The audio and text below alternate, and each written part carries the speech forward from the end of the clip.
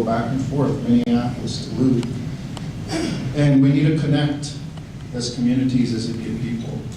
So that was his dream, and his mission was to begin a network of tribes and of people working together for one common goal.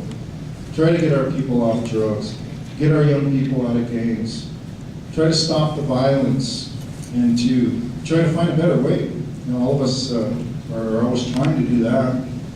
So when him and Officer Bob Thunder came to our first Drug and Gang Summit, they talked about how difficult it was to address the issues of crime and drugs on the streets of Minneapolis.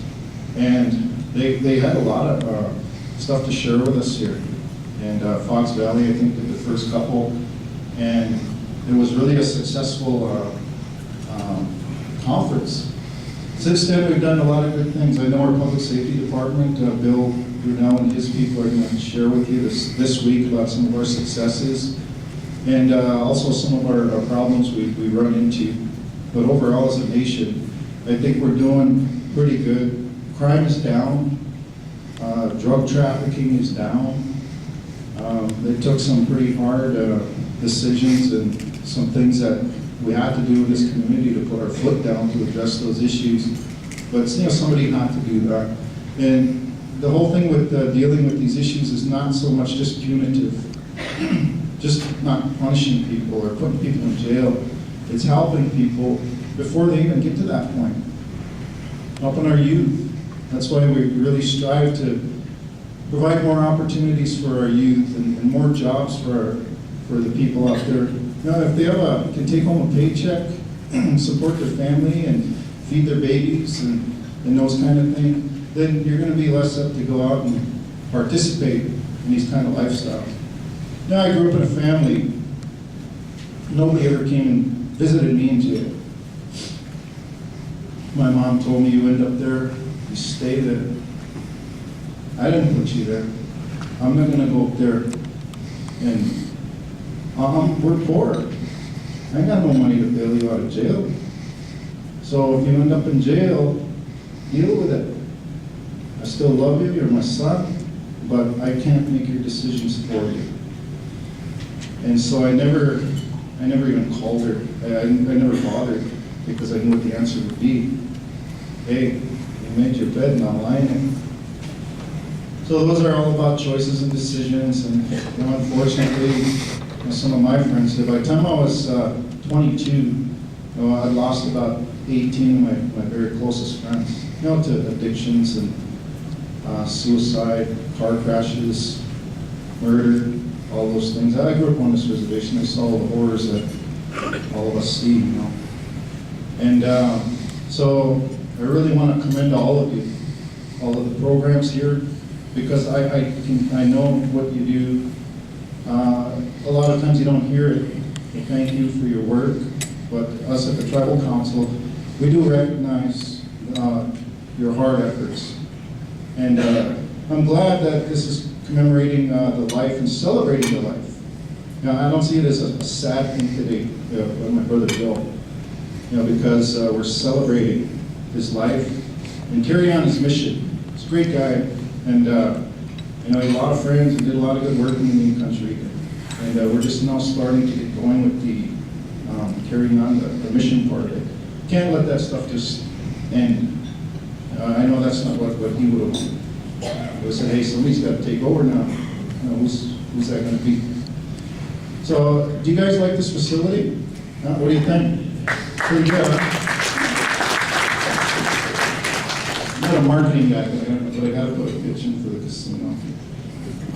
We're really proud of this facility, and this is our first conference in here, so you guys are breaking it in for us. Thank you very much. If there's anything that we can do to make the stay a good one, visitors, welcome. I see some people here that I haven't met before. Thank you for coming to Red Lake. Tell all your friends about us. Come back, and next year, hopefully, the conference will be even bigger and better. Okay? Thank you very much, Miigwech.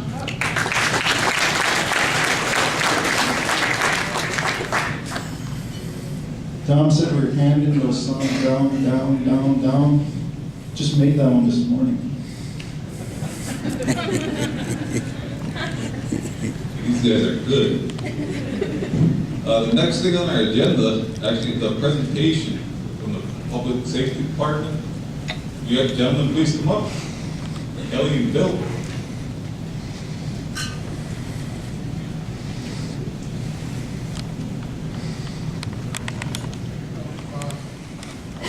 A friend of mine, Bill, supplies.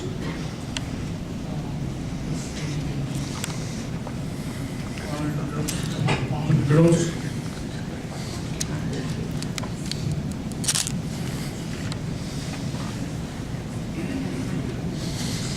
These plaques are for the family to just show that Bill was an important part of what we are doing today and why we are here today for honoring him. He's a warrior to us. We thank you for sharing him with us. The small plaques go to the girls, and the big plaque goes to Mom.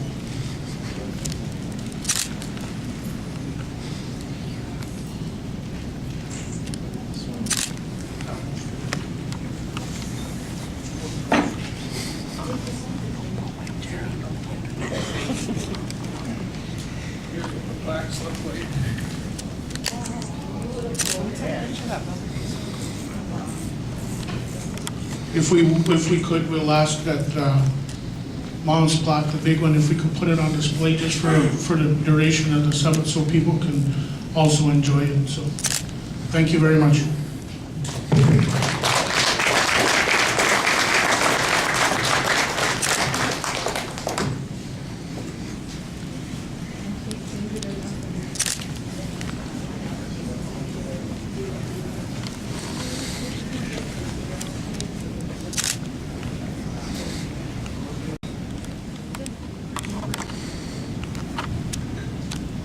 Good morning, everybody.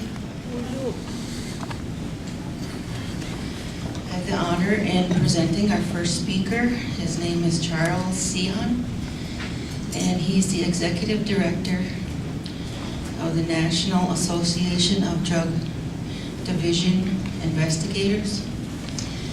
And he has a professional experience with a background in law enforcement, health regulatory, and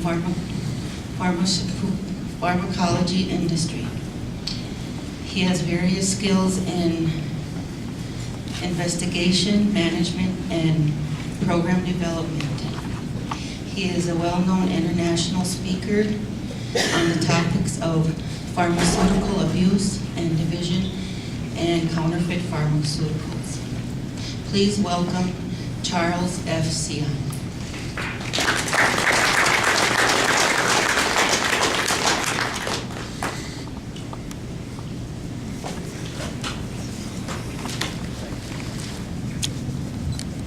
Morning. Hopefully we set this up, so give me like 2 minutes, 1 minute.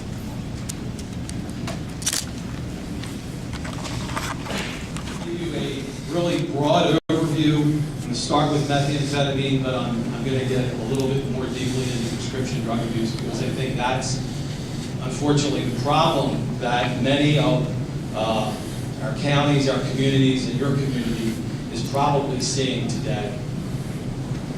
This is my contact information. I've got a long background with law enforcement and regulatory where I knew nothing about prescription drugs.